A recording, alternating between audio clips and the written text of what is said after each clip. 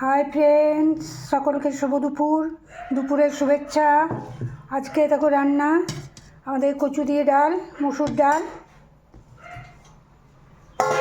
আর এই যে আমাদের গাছেরই পালং, আলু, তারপরে মূলো দিয়ে পালং দিয়ে একটা হয়েছে, আর এইটা হয়েছে পাবদা সর্ষে।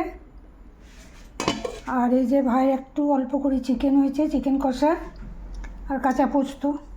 আমাদের পোস্ত ছাড়া চলে না গো, একটু পোস্ত চাই।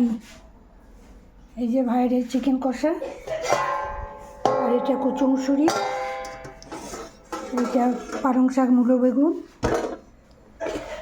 এইটা পাবদা মাছ সর্ষে দিয়ে, এইটা কাঁচা পোস্ত।